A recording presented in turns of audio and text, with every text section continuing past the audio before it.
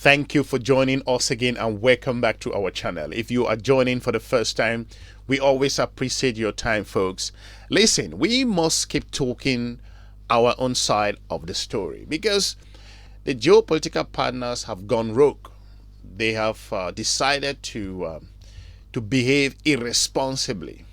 I'm talking about the United States of America that has lost its strategic focus in Africa. If you look at what's happening between Israel and the country of Iran now, it's to tell you that the United States is not an honest broker. Africa must pay attention on how it interacts with the United States of America's administration from the geostrategic point of view. The US's irresponsible behavior across international boundaries has shown that Africa cannot rely on the US's collaboration from the strategic point of view because the US doesn't even see Africa as a strategic location for more collaborative partnership. So if you see African nations going closer to other geopolitical partners that can provide them some element of security, then you don't have to even question that. The events in Israel and Iran gives you an understanding that the United States is very cunning. It's very, it behaves as a nation that you cannot trust them. They don't give you your words and you believe them. They say something in the morning and they say something else in the afternoon, something else in the evening. They talk on both sides of their mouth. So African cannot trust this kind of an administration that does not really represent the interests of the global partners. Make no mistake, what's happening between Israel and Iran has exposed the United States of America's own hegemonic approach across the region in the Middle East and their behavior in the corner of Africa. Just look at Iraq, how Iraq was destroyed. Look at Afghanistan. And more importantly, look at the United States of America's involvement in the country of Libya. What happened there? And the US have all of these millions and billions that it pour to countries, but the United States cannot even take care of its own veterans. There are American veterans that are sleeping on the streets.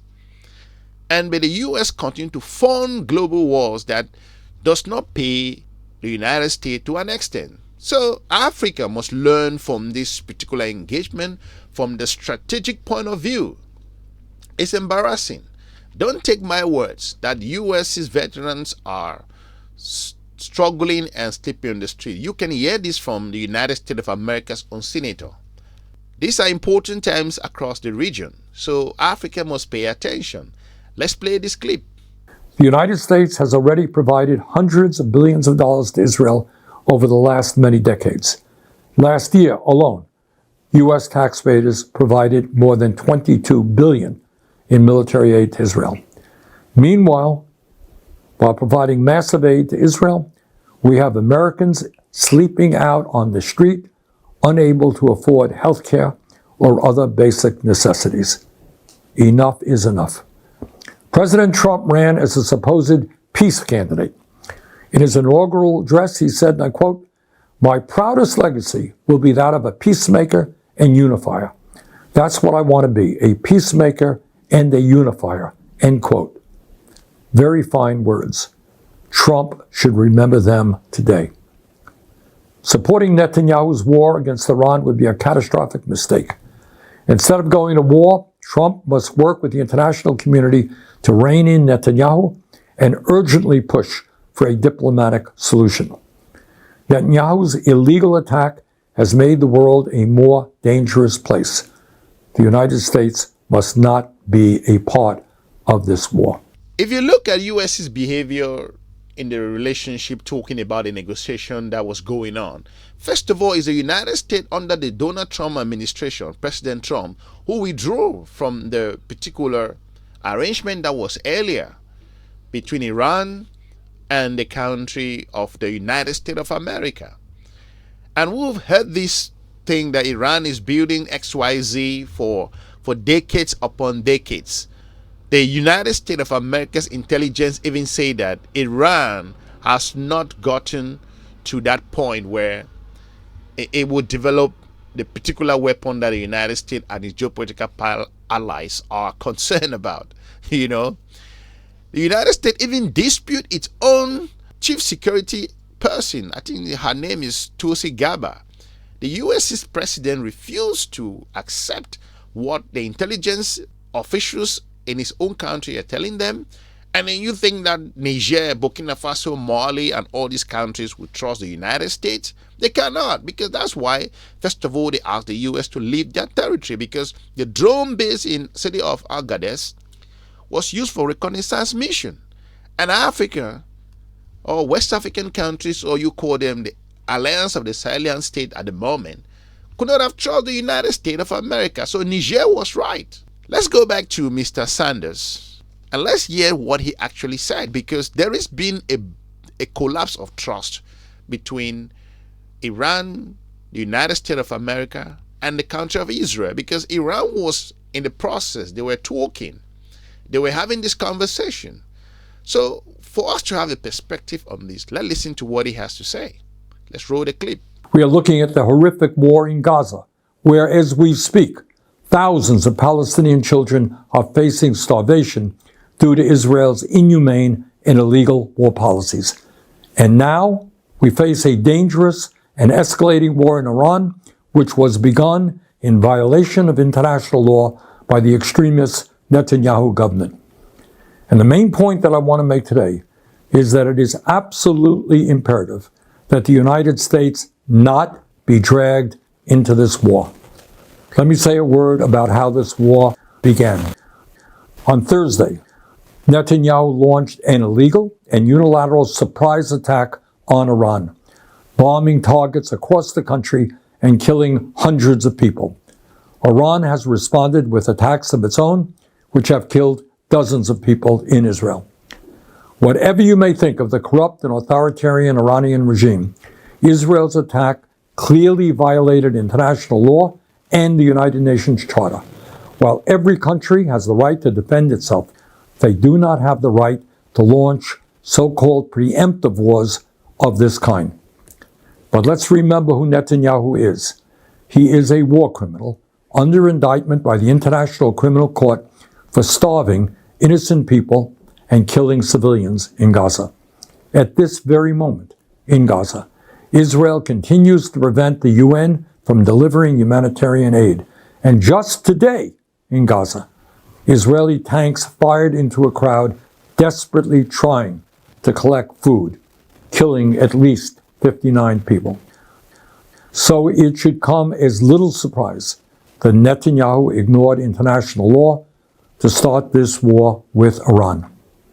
But Netanyahu's decision to strike also directly contravened the express wishes of the United States, which was seeking a diplomatic resolution to the long-standing tensions around Iran's nuclear program. In recent months, the United States has held 5 rounds of negotiations with Iran to resolve these long-standing concerns. Let me repeat. In recent months, the United States has held 5 rounds of negotiations with Iran to resolve these long-standing concerns. A 6th round of talks was planned for Sunday, but Netanyahu chose instead to start this war. So let's be clear. Israel's attack was specifically designed to sabotage American diplomatic efforts.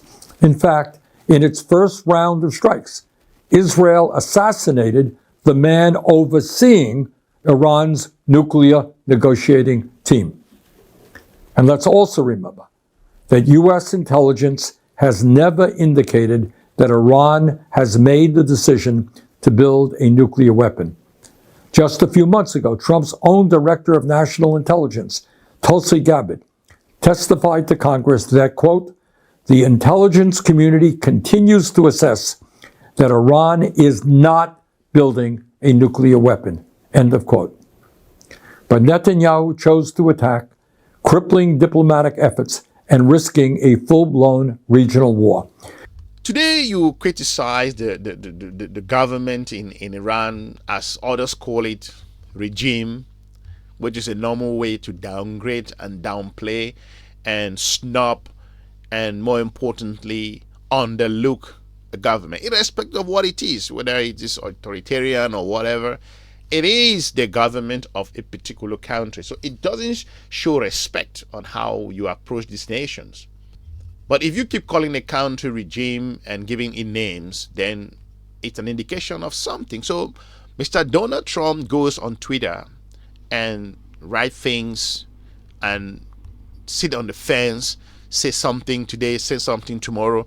So in the geopolitical environment, you are sending what I term mixed signal. It doesn't really show where you are, because first of all, the United States was engaged, and Israel doesn't really want the United States to America to really engage the country of Iran to basically see where the conversation was going to in terms of the negotiation they were having. And in the middle of that particular talks, and then Israel went ahead and did what it did. So I think the breach of trust there. So if you see Iran behaving the way it's behaving, because there's casualties on both sides, and both sides going to feel the pain, as we see in the global media at the moment.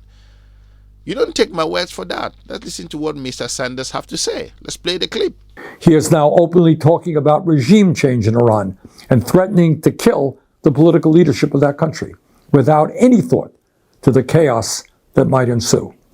Let's also not forget that the current Islamic regime in Iran is itself the product of a Western-backed coup in 1953 that overthrew the democratically elected government of Iran and replaced it with a corrupt autocrat. The critical question now is whether the United States will get dragged into Netanyahu's war. In my view, that would be a disaster. The United States must not be involved with another Netanyahu war, not militarily or financially. The United States Constitution is crystal clear. There can be no offensive use of military force against Iran or any other country without an explicit authorization from Congress. No such authorization exists, and any U.S. involvement would therefore be illegal. The United States has already provided hundreds of billions of dollars to Israel over the last many decades. Last year alone, U.S. taxpayers provided more than $22 billion in military aid to Israel. Meanwhile, while providing massive aid to Israel, we have Americans sleeping out on the street, unable to afford health care or other basic necessities. Enough is enough. President Trump ran as a supposed peace candidate. In his inaugural address, he said, and I quote, "My proudest legacy will be that of a peacemaker and unifier. That's what I want to be, a peacemaker and a unifier," end quote. Very fine words. Trump should remember them today. Supporting Netanyahu's war against Iran would be a catastrophic mistake. Instead of going to war, Trump must work with the international community to rein in Netanyahu and urgently push for a diplomatic solution. Netanyahu's illegal attack has made the world a more dangerous place. The United States must not be a part of this war. Thank you very much. Why Africa must be very concerned? Africa must be concerned with the behavior of the United States of America, because the United States of America hasn't shown any leadership. It has not taken the continent of Africa. We saw recently how the U.S. is moving from country to country looking for where to put its own military base. So I think that tells you that African countries are tired of this United States of America military base. So actually, the behavior of the U.S., the dodgy attitude that we are seeing between what's happening in the Middle East, Africa is not different. So when Libya happened, the continent of Africa was saying that, oh, that was something happened and we basically regretted it. If we knew, we would have stood up and denounced and refused. But you continue to see this particular move happening in the country of Iran at the moment, irrespective of what you think about the Iranian government, irrespective of their approach, of their behavior, or whatever you think. But it's a violation of international law. As simple as that. That's just what it is. So it is important for the continent of Africa to screen every aspect of the words coming out from Washington, the words coming out from the geopolitical capitals that it interacts with, because these are important times that Africa must pay attention. Should Africa trust the United States of America? I personally don't think so, because the US in the past 6 months has demonstrated that it's not an honest partner. It's also decided to cut off aid and basically push African countries back and forth, break the trust, and African nations now must start choosing new partners that can provide them the opportunity that is relevant in their own survival. Remember, Africa is facing at the moment incredible challenges: a bulging population, an emerging middle class, thousands and millions of graduates, the African Continental Free Trade Area, a whole lot of things happening. And you cannot rely on the United States of America, because the United States said, the current president, he said, I'm going to stop all wars. My legacy will be remembered as somebody who stopped wars and brought peace. But he came and said earlier that I was going to stop the war in Ukraine. And how has that played? How has that played the war in Ukraine? He's learned his lesson there. But South Africa showed leadership in that area, but nobody gave the country, South Africa and other countries like Senegal, that in the middle of the pandemic period went to the country of Russia and Ukraine. But the United States of America still does not recognize Africa. And the comments that were even made at the United States of America, sent by Mr. Langley, is an indication on how the U.S. still doesn't respect, does not understand where Africa stands at the moment, the security challenges. So Mr. Sanders is pretty clear in his perspective. Hopefully I've informed you regards the reason why the continent of Africa at the moment should observe the geopolitical environment that has changed incredibly, and why Africa cannot no longer rely on information coming from its strategic partners. I think the trust between the United States of America and most African countries is broken completely, absolutely. And as it stands at the moment, the US cannot say something and Africa listens. So these are amazing times across the region. And the events in Iran and also Israel is an indication of if diplomacy fails, then what comes next? We all know what comes next. And that's what we are seeing at the moment. And Africa should be able to understand that the only way is to beef up your security, improve on your mechanisms, and improve on your own particular collaboration. Because the countries of the Sahel may be fighting for their own existential threat, but they are not fighting against Africa. They are fighting against another imperialist administration that subjugated them for years. So a number of people in Africa are confused. They are thinking that Burkina Faso, Mali, and Niger are standing against the continent of Africa. I think that's a wrong notion to look at it. So the United States of America's involvement, or if they are involved so far, as experts say, it's an embarrassing thing for the United States of America at the moment, because the world was going forward and we all thought Israel and Iran would just trade insult back and forth, but nothing would happen. But we are seeing how the United States of America is playing the dodgy game behind. In that area, I think Africans are learning a tough lesson. I want to thank you for watching. Leave me a comment. I will be looking forward to meeting you soon in our next episode. Have a good day. Bye-bye.